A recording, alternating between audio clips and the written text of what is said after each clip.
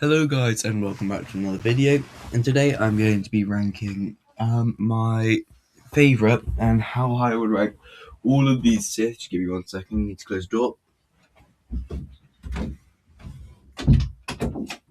Sorry, back now. I'm going to rank all of these Sith from in their own league, one above S to FFF. Yeah, the gist.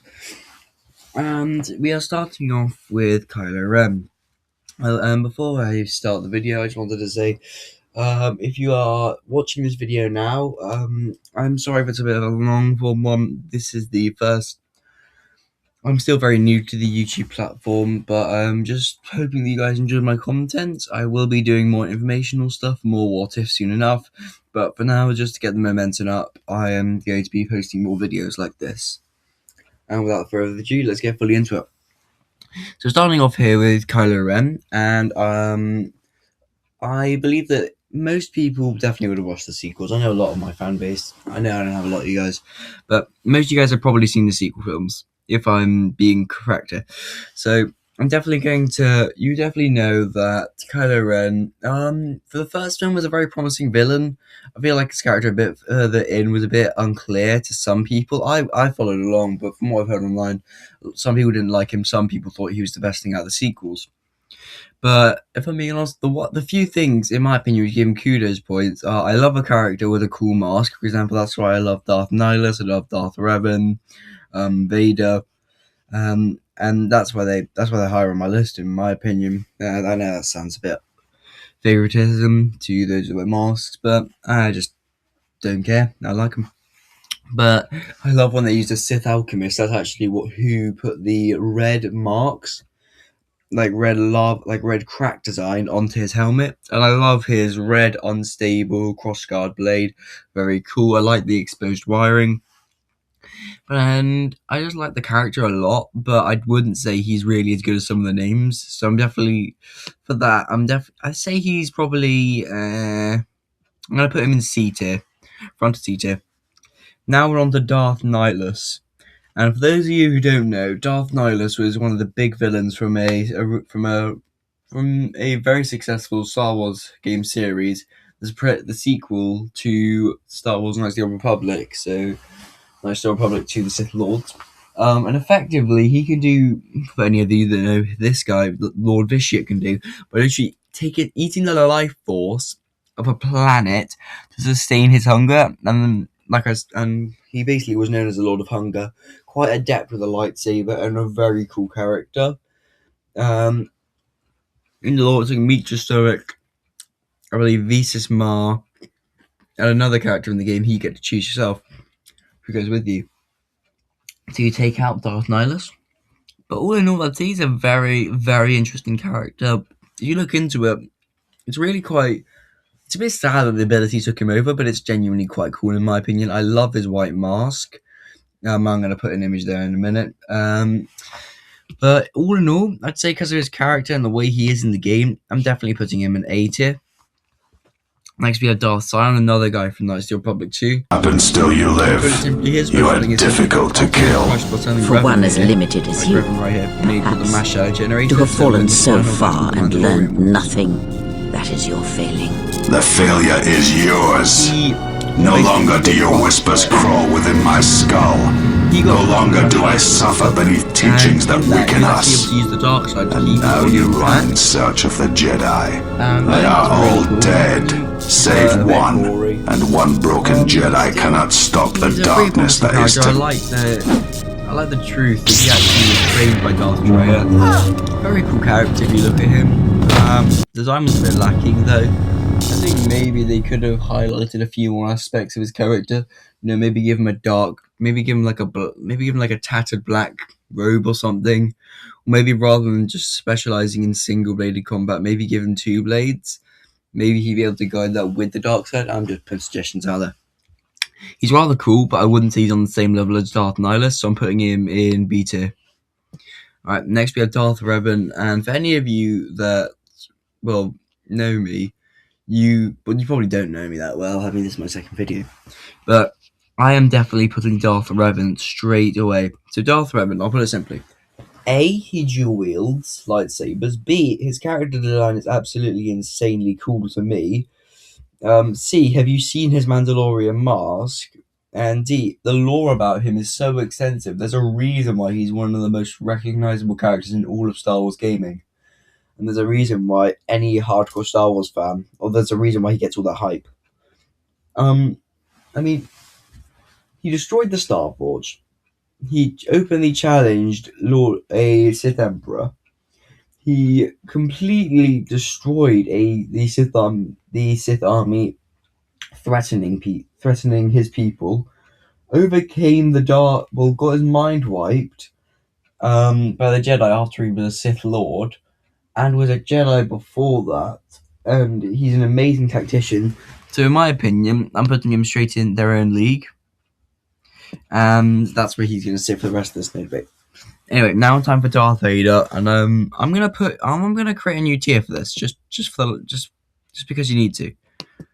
So I'm gonna add a row above, and with this, I'm going to just make it black because it's Darth Vader, and I'm gonna put the writing in there. Might fault that. Don't do this that much. You know, I'm actually going to put it as grey so you can actually see the writing a bit more. The goat. And now I'm just gonna no debate. I mean, anyone. Oh, sorry, did not mean to put him in C tier. Right, anyone that's ever watched Star Wars, you know how interesting a character Darth Vader was.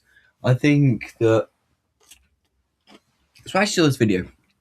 I saw this shot a while back. I said you actually realize when you're an adult that Anakin was always a slave, and even as Darth Vader, but his whole arc as a character was so amazing.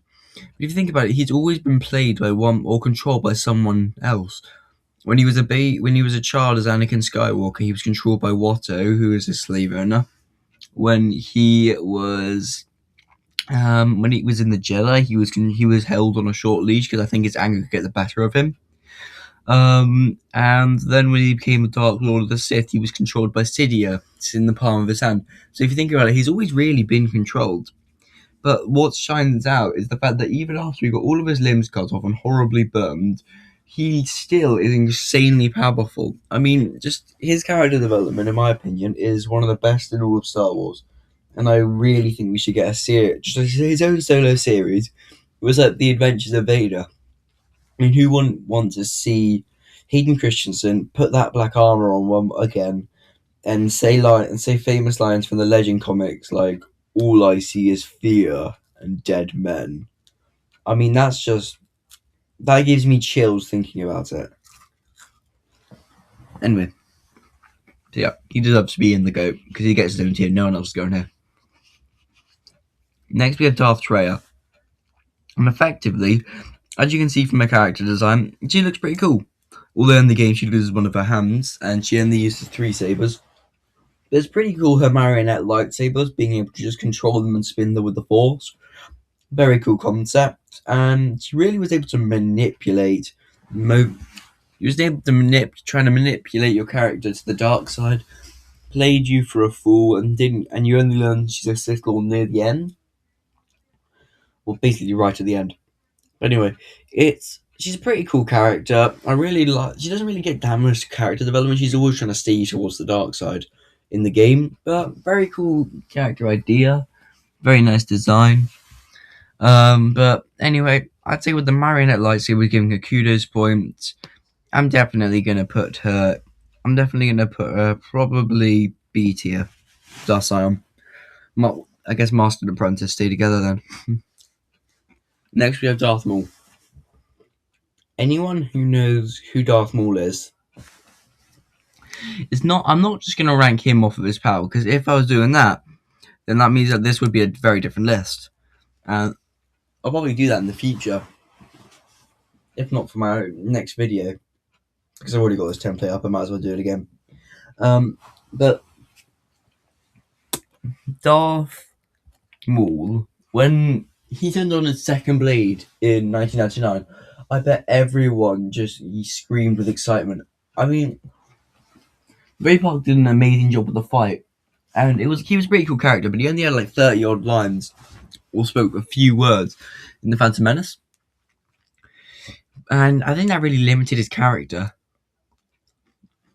But in my opinion, I think when Dave Filoni added him in Star Wars, the Clone Wars, brought him back in the Clone Wars, and then now they're giving him more Shadow Lord, and he got his ending in Rebels. It's absolutely amazing.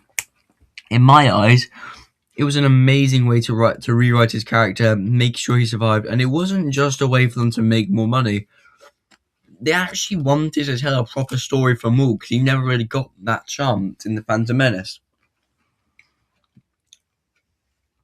And so with that, A, I love his fighting style. B, he looks very cool. And C, he's just a very good, nice character development, so I'm going to put him in A tier. I will personally be using power, but if I was just doing power, I'm also going to put character development. Anyway, now it's time for Darth Maul's successor, Count Dooku. Dooku was played by a very good actor. I'd say...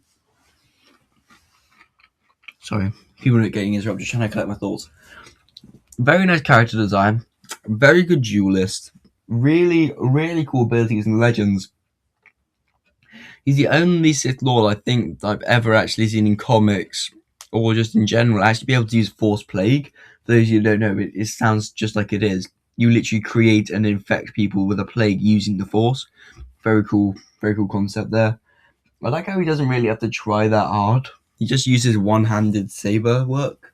And he focuses more on finesse than heavy blows like Anakin does. But his age eventually does get to him, and that's how he gets killed. But all in all, rather cool character. And for that, I'm putting him on the same level as Maul. And I'm going to put him in A tier. Now we have Darth Plagueis, and I absolutely love Darth Plagueis.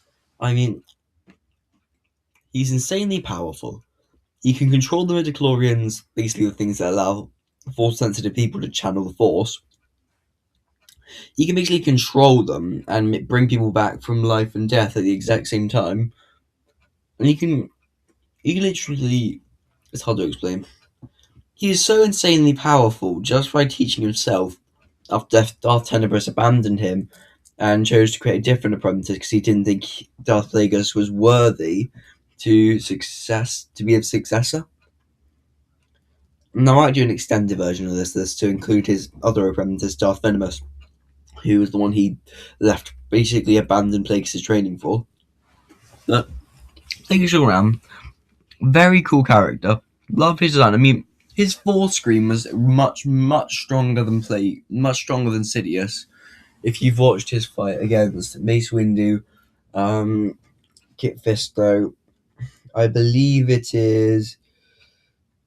Well, and the other two Jedi, I don't remember their names. Sorry, I don't remember their names, but I know a lot about Star Wars. Sorry, guys. But he's an incredibly cool character, and he's my first character I'm putting in S tier. Now it's time for Darth Tenebrous, and I'm going to put him where I think he should go before I explain. And actually, you know what? I'm going to swap these two around. Darth Tenebrous is going in C tier.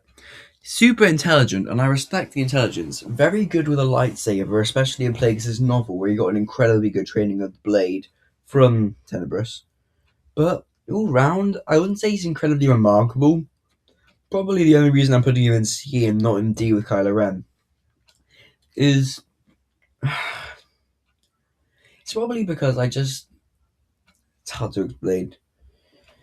He just isn't that interesting to me. I mean, I find his apprentice, Darth Venomous, more interesting, and he barely gets any time, even in the novel. But Darth Tenebrous is just a bit bland. Like, I'd say his coolest thing is probably when he created the Maxichlorians, which effectively is a virus that allows you to which allows a Force-sensitive, aka him, to transport his consciousness into a Force-sensitive person after his death. So let's say I kill them. The Maxichlorians will transfer his consciousness into anywhere they can to infect a new Force-sensitive host, allowing him to fully take control of them. That's pretty cool. That's the only reason he's going in C and not D with Kylo. But all round, pretty meh Sith. Alright, next we have Darth Bane. So for those of you who don't know, very skilled Sith duelist, very powerful in the Force, and he created the rule of two, and that enough, and being the Sith chosen one, that enough is enough to land him straight away in S tier. Right here with Plagueis. My fault there. My cursor can get that out. Anyway, yeah, I love Darth Plagueis. Very cool character. Not Plagueis, Bane, sorry guys. Very cool character. Love his design. That image is probably one of the best I could get of him. But he's a very cool character. I heard the novel is great. I've never had the chance to read it. But all around, I love the character. Just wish maybe... I feel like he should have got as much out of him as we did out of people like Vader or Revan. Not just a bit of Legends continuity. Anyway, now we're on to our last two. And don't worry, I'm going to try and make this as quick as I can, because I know I sometimes drone on in my videos, especially in my previous one. But anyway, now we have Darth Sidious, and for any of you who know him, he's going straight up in S tier. You know, I'm going to put him in their own league, because he did become stronger than Plagueis, mainly because he inherited Plagueis' power through a Sith ritual. Anyway, he effectively played the Republic, a 10,000-year-old government, basically, for nothing. He basically just played it and was able to become the Emperor. He went from being Senator of Naboo to Supreme Chancellor, and then after all of that, he then went and orchestrated the Clone Wars until the time was right for him to become Emperor. Played the Chosen One, Anakin Skywalker right here, or Darth Vader, to becoming his apprentice, and was absolutely insane in power. Very good with the blade. Personally, I would have preferred. So they actually, fun fact for you guys about the fight between Mace Windu, the three other Kit Fisto, the two other Jedi, and him. They were originally going to do a stunt double for the fight. He would learn all the choreography to a very high degree. I think I saw a clip of it a while back. I'll try and find it and insert it for you guys in the comments below, because I don't know if I'll be able to get it for getting the video out in time. But anyway, I love his character. And effectively, they were going to have the stunt double do the fight, and apparently he was actually going to pick them off one by one, like what we wanted, rather than him killing all three basically at once. But anyway, absolutely great character. I love how he manipulated the whole Republic. Very interesting.